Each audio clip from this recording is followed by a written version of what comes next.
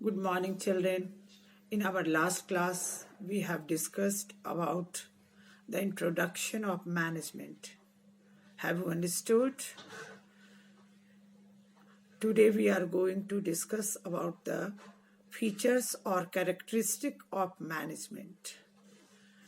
First one is management is a goal-oriented process. What do you mean by this? What do you mean by goal-oriented process? Every organization has been set up to establish or to achieve their goal. Means suppose that our school has been established to educate the children. This is their goal. This is the goal of our school, to educate the children.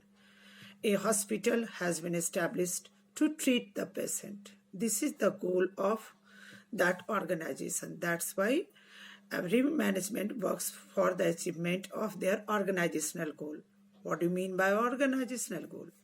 Every organization has three goals. Number one, survival. Number two, growth. Number three, profit earning. In our next class, we will explain these organizational objectives or goal. Second feature of management is all-pervasive. All-pervasive means, what do you mean by all-pervasive? Means it is applicable everywhere. Either that organization is big, small, profit earning, non-profit earning, different countries, but it varies from country by country or an organization to another organization due to different business environment. Every country has different types of citizen, customer, forms of government, etc. That's why, but business management is all pervasive. Third one is management is multi-dimension. Multi-dimension means it works in different dimensions, not in a single direction. It has three dimensions. Number one, management of work. Management of work means all organizations are set up to perform their predefined tasks or goals. For example, a power plant is established to produce electricity.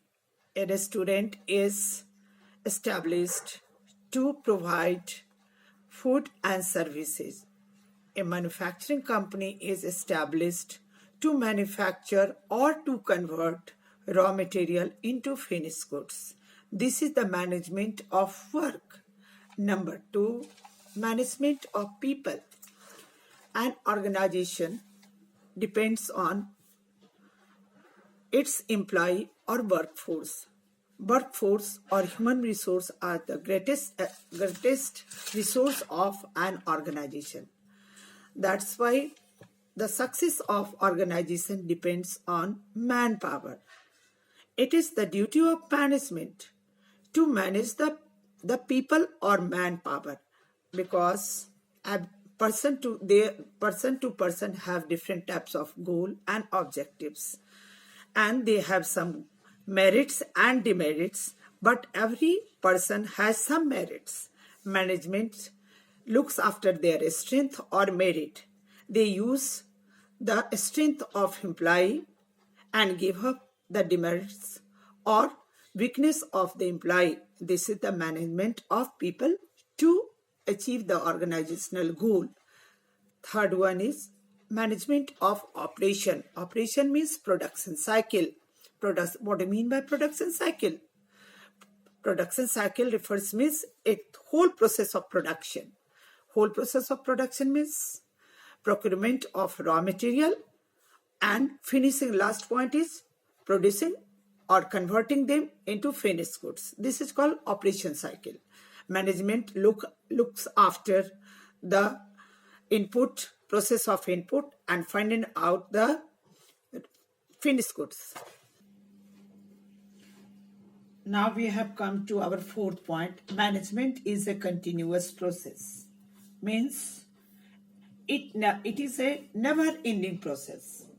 All the functions of management are performed continuously means planning, organizing, staffing, directing, and controlling is a continuous process. It never ends. Every manager has to do their own work, means planning, organizing, staffing, directing, and controlling. Next point is management is a group activity, means product and organization works in a group.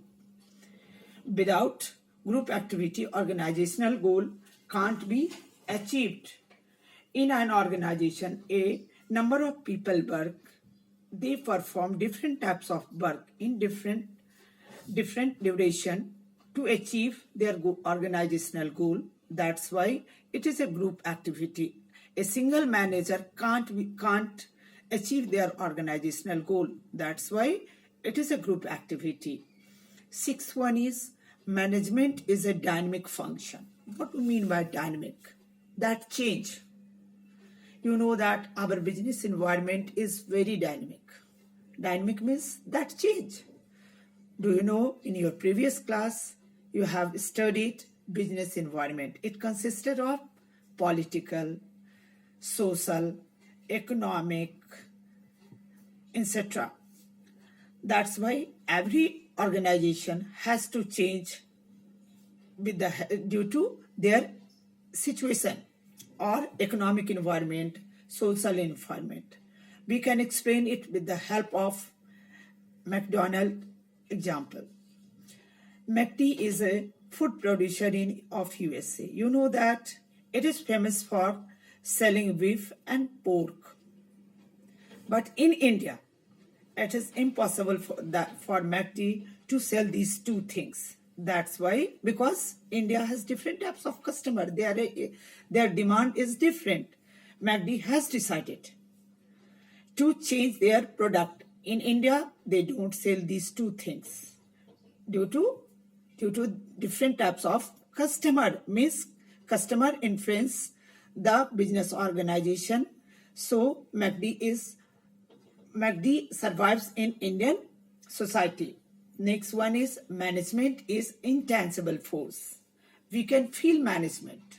We can't see that. It is, if an organization is successful, we can say that their management is good. Now we are going to provide you some homework. You have to answer these questions. I will ask in our class. Goodbye, children.